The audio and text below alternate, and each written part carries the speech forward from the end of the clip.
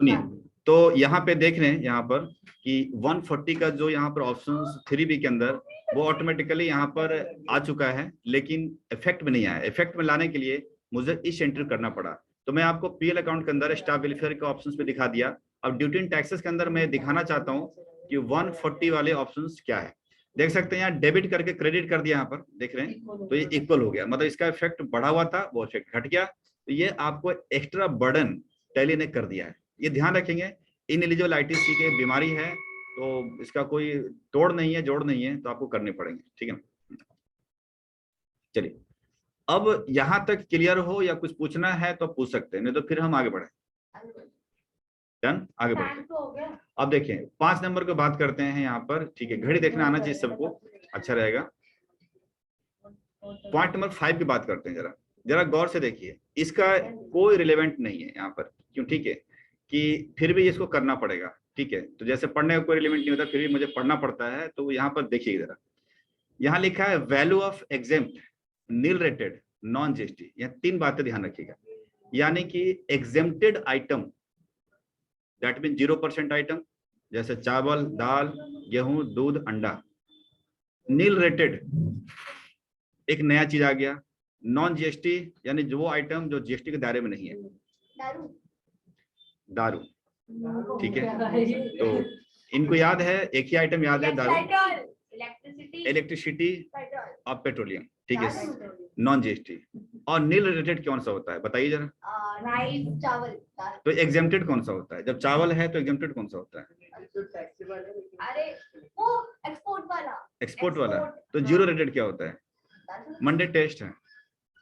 आइए, क्या सर, सही तो बोल रहे हैं, सही तो बोला। नील रेटेड वो नहीं होता है, वो जीरो रेटेड होता है अगर एक्सपोर्ट किया तो।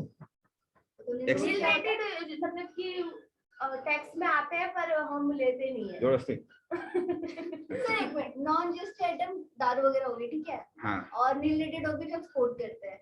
नील रेट एक्सपोर्ट करते हैं। जीरो रेट क्या होता है फिर? एसईजेड एग्जाम्प्ट वाला। क्या बताऊं दोबारा? एक्सेप्टेड दाल चावल हो गया, ठीक है। हाँ, एग्जेम्प्टेड में दाल चावल हो गया, और सब्जी में साथ डाल देते हैं। मतलब हो गया ना। ठीक, चलो आ जाओ, यहाँ आते हैं। छोड़िए, यहाँ पर समझिए, यहाँ पर समझिए, ये थोड़ा सा अलग है भाई, जरा समझे। हो गया, दाल चावल रोटी हो गया, ध्यान दो यहाँ से। ठीक है, पहले समझिए एग्जेम्प्टेड आइटम क्या होता है। यहाँ पर जो 0% के आइटम है, जैसे चावल, दाल, गेहूं, जो खुला मिलता है। ठीक, नॉन जीएसटी आइटम वो है जो जीएसटी के दायरे में नहीं आते हैं। ठीक है, जैसे कि अल्कोहल, लीकर हो गया, दारू मत बोलिए, अच्छा नहीं लगता है। इसके बाद फिर समय भी देखो ना, 8 बज गया, ऐसा नहीं, इंग्लिश में बोलना चाहिए। ठीक है, उसके बाद अभी नहीं, अभी 9 बजे तो मेरी क्लास है। ठीक है, मेरा भ्रम न मतलब इसके बाद आइए, यहाँ आइए। हाँ, इसके बाद यहाँ आते हैं, अगला पॉइंट करते हैं। पहले सुन लो यार, कर यार, मुझे गलती हो गई, थोड़ा इधर उधर कर लिया, हाथ हो गई। सुनिए, तो नॉन जीएसटी आइटम वो आइटम है जिसमें, अब आप सुनिए, मेन तौर पे यहाँ दिखाते हैं नील रेटेड। ये बड़ा समझने वाली चीज है। इंटरव्यू के अंदर, एक बड़े से अच्छा इंटरव्यू के अंदर पूछा गया था कि नील रेटेड का क्या मतलब है, जरा समझिए। यहाँ समझते हैं, यहाँ ये पहली बात समझिए कि ये बॉक्स इनवर्ट सप्लाई की है, ध्यान रखें, ये आउटवर्ड सप्लाई नहीं है, ये इनवर्ट सप्लाई है। याद करें, आउटवर्ड सप्लाई का नील रेटेड अलग था। मैं फिर भी याद दिलाता हूँ, यहाँ देखेंगे, यहाँ भी था आउटवर्ड सप्लाई के नील रेटेड। और जब जीएसटी R1 में जा रहे थे, तो मैं आपको ध्यान दिलाता हूँ, शायद याद आ जाए वहां से, ताकि कंपेयर कर सके आप। यहाँ देखिए नील रेटेड, इसके अंदर जो आइटम आते थे, वो आइटम आते थे एग्जेम्प्टेड और नॉन जीएसटी और नॉन जीएसटी। ठीक, सेज नहीं आता था, वो सेज अलग है, वो B2B। ठीक है, क्या? हाँ ठीक है, B2B में आता था, सेज हो गया। यहाँ पर सिर्फ 2 ही आइटम हमने लिए थे, एक लिया था नॉन जीएसटी सप्लाई, और साथ ही साथ जो आपके एग्जेम्प्टेड आइटम थे। ठीक है, 2 ही आइटम थे, थर्ड हमने लिया नहीं। यहाँ पर क्या है ना, थोड़ा उल्टा है, अलग टाइप का। यहाँ कहता है कि आइटम टैक्सेबल है, लेकिन जिससे खरीद रहे हो वो उसके पास जीएसटी नंबर नहीं है और उससे बाय कर रहे हो। जैसे बैटरी बाय करोगे लेकिन ऐसे लोगों से बाय करोगे जिसके पास जीएसटी नंबर नहीं है, मजबूरन में खरीदना पड़ता है कभी कभी। तो ऐसे अगर ऐसे अनरजिस्टर्ड बायर से, अनरजिस्टर्ड वेंडर से माल खरीदिएगा, वो सब यहाँ आ जाएगा। अगर क्या चीज, यहाँ एक 18,000 का अमाउंट भरा हुआ है, मुझे लग रहा है इसमें कुछ बताया गया मैंने। पहले ये बता दिया, ये बता दिया था ना। हाँ ये तो ऑलरेडी बता दिया जब ऊपर हाँ। टॉपिक चल रहा था तभी आपने अच्छा अच्छा अच्छा, तो हाँ तो ये मैं तो उससे बताया, मेरे को तो नहीं बताया। ये अमाउंट कहाँ से आ गया था? ये अमाउंट आप ही लोगों को भरा है मैंने, मैं एक्सप्लेन कर देता हूँ, मिल जाएंगे मेरे को। सुन लीजिए यहाँ पर कि आप समझिए कि यहाँ पर पहली बात कि एग्जेम्प्टेड आइटम अगर आप परचेज करेंगे तो वहां पर आ जाएगा। अगर आप विद इन स्टेट खरीदते हैं तो, इंटर स्टेट खरीदते हैं तो यहाँ आएगा, और अगर नॉन जीएसटी आइटम खरीदते हैं तो यहाँ पर आएगा, ध्यान रखिए। और नील रेटेड यानी ऐसा आइटम जो टैक्सेबल है लेकिन आप जिसे बाय कर रहे हैं बिना जीएसटी नंबर वाले से बाय कर रहे हैं। अभी दो फिगर कहाँ से आ रहा है, अब मैं इसको दिखा देता हूँ थोड़ा सा। इसको सर्च करने का क्या तरीका है, क्या लगता है कैसे ढूंढना चाहिए मेरे को? एंट्री से पता चल जाएगा ना। कैसे मतलब? एंट्री तो पता चल जाएगा, बट एंट्री ढूंढना चाहते हैं कि भाई ये नॉन जीएसटी, पहले इसका ढूंढ लेते हैं नॉन जीएसटी वाला। कैसे ढूंढे जो एक ही झटके में आ जाए तो अच्छा रहेगा? डीएल से हो जाएगा, डिस्प्ले में गए, अकाउंट बुक्स में गए और लेजर में गए, तो क्या ढूंढ लेंगे हम इससे? मैं बताऊं? हाँ बताओ। ये इसमें पहले आप R1 खोलो, जीएसटी R1 खोलो, डीओजी R1 खोल लिया। ये परचेज है भाई, सेल नहीं है, इनवर्ड है। R1 में सिर्फ सेल, परचेज में जाओ तो तो R1 परचेज की एंट्री में, परचेज की एंट्री कहाँ बताओ ना। सर डीडी में चलिए जाओ। ढूंढते हैं। डीडी में जाओ। अरे नहीं, अरे डेबुक में तो समंदर है। डीओपी करना है। डीओपी से क्या होगा? डीओपी से हाँ ये तो आ नहीं रहा। सुनिए रिसिप्ट में जाओ, हाँ रिसिप्ट में। रिसीट में नहीं सर, मैं बता रही हूँ सर, डीडी में जाओ पहले आप। अरे डीडी में तो बहुत सारे अरे इंटरव्यू। DD हाँ गया गया, हाँ इतना बोलो। सारा नहीं जाना था। डी हाँ गए। अरे पीछे करो थोड़ा, अरे हाँ डी करो। सर लेजर में मिल जाएगा ना, लेजर में। लेजर में तो तो हमें थोड़ी पता है किससे किससे खरीदा है, ये तो नहीं पता ना। खरीदा होता तो पता हो जाता हमें। सर उसमें वो होगा ना नॉन जीएसटी आइटम जो हमने बनाया था एक। मतलब एक उन्होंने के लिया है कि नॉन इंटरस्टेट सप्लाई के अंदर लेजर बनाया होगा ना हमने, लोकल या इंटरस्टेट नॉन जीएसटी का, तो उससे हिसाब से लोकल यहाँ पर आप सर्च करते हैं, जैसे डिस्प्ले में गए, अकाउंट बुक्स में गए, लेजर में गए, और लोकल नॉन जीएसटी का नाम से बनाया होगा, जैसे देख रहे हैं लोकल परचेज नॉन जीएसटी। एक ये तरीका है ढूंढने का, ताकि आप यहाँ से आराम से ढूंढ सकते हैं। यहाँ पर देखिएगा दूसरा तरीका क्या है कि मेरे को पता है कि हमारा आइटम स्टॉक समरी में चले जाएंगे, आइटम कौन सा नॉन जीएसटी का, ये लीकर है तो लीकर वाले में घुस जाइए स्टॉक समरी के अंदर, और इनवर्ड में चले जाइए, क्योंकि खरीदारी है तो सिंपल है इनवर्ड आएगा, इनवर्ड तो हो नहीं गया। तो इनवर्ड में सारे के सारे फिगर देख लो इनवर्ड को, तो देख सकते हैं ये इनवर्ड परचेजिंग आपकी मिल गई। तो ये एक आइटम को पकड़ के भी जा सकते हैं, लेयर को पकड़ जा सकते हैं, दो तरीके हैं। तब देख सकते हैं यहाँ पर कि मैंने एक ही लोकल वेंडर से चावल और लीकर दोनों ही बाय कर लिया, एक ही जगह मिल गया मेरे को, और यही दोनों फिगर आप देख सकते हैं यहाँ मिल रहा है। इसका मतलब है कि जिससे हम बाय कर रहे हैं वो उसके पास जीएसटी नंबर है, देखो जरा उसके पास जीएसटी नंबर है, रेगुलर है, उससे फर्क नहीं पड़ता है। लेकिन आइटम क्या है? राइस एग्जेम्प्टेड और लीकर शराब, तो वो दोनों यहाँ आ गया। तो ये दो एग्जांपल फिट हो गया, एग्जेम्प्टेड का हो गया और नॉन जीएसटी का हो गया।